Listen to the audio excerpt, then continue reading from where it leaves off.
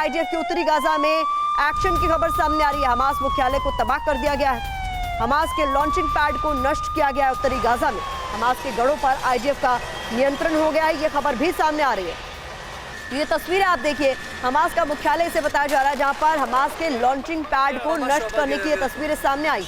उत्तरी गाजा की ये तस्वीरें बेहद महत्वपूर्ण।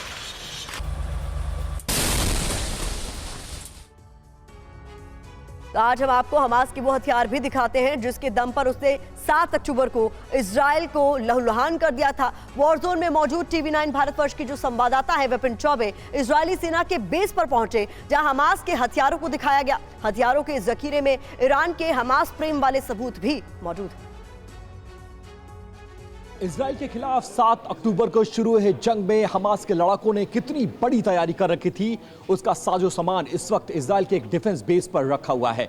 और मैं उसी डिफेंस बेस पर TV9 भारतवर्ष की मौजूदगी है और एक एक इक्विपमेंट्स आपको दिखाए जा रहे हैं कि हथियारों के साथ दवाइयों की कितनी बड़ी खेप लेकर ये तमाम लड़ाके इजराइल की सीमा में दाखिल हुए थे। ये हैकिंग फ्रेम्स हैं जिसकी तस्वीरें इस वक्त आप देख रहे हैं। यहाँ तक ये हैकिंग फ्रेम्स हैं। इसके बाद वो तमाम बॉम्ब्स हैं जिनका इस्तेमाल इजराइल के गांव में रहने वाले लोगों को डिफेंस फोर्सेस के खिलाफ किया गया था। और यहां से अगर आप तस्वीरें देखेंगे तो आपको चौंका देने वाली ये तस्वीरें हैं। ये वो बड़ी माइंस भी आपको नजर आएंगी, बॉम्ब्स भी नजर आएंगे, आईईडीज भी नजर आएंगे, जिसके जरिए इन्होंने इस पूरे हमले को अंजाम दिया है। शुरुआत इन आईईडीज के जरिए करिए।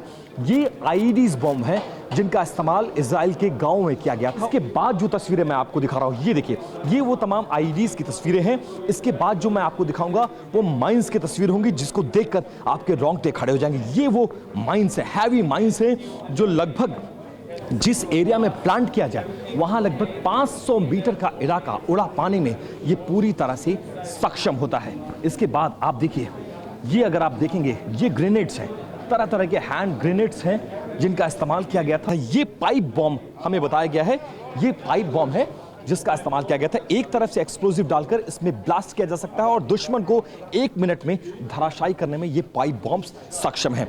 ये ईरान मेड है, देखिए ये ईरान मेड बॉम्ब है जिसकी तस्दीक ये स्टिकर करता हुआ आपको नजर आएगा। फॉस्फोरस बम का इस्तेमाल किया जाता है इसमें, यहाँ पे इसको लोड किया जाता है और उसके बाद ट्रिगर करके इसका इस्तेमाल उसमें किया जाता है।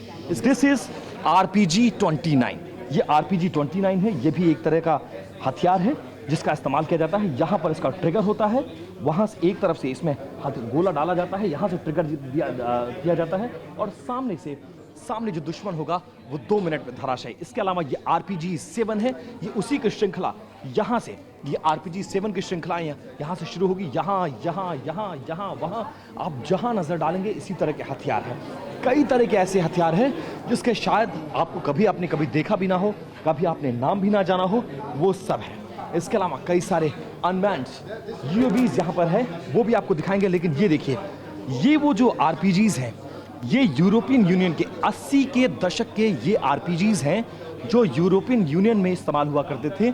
अक्सर जो आतंकवादी संगठन हैं वो इसका इस्तेमाल करते हैं। इसके अलावा जितने हथियार आपको नजर आ रहे हैं, आर्म्स नजर आ रहे हैं, एम्यूनिशंस नजर आ रहे हैं, इनकी खासियत यह है कि इसमें से 15% आर्म्स जो हैं वो ईरान मेड हैं।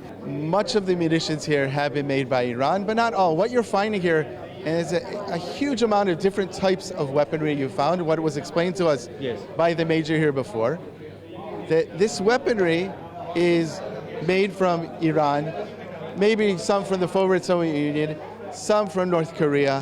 These are the type of, and most of it was actually homemade in Gaza itself.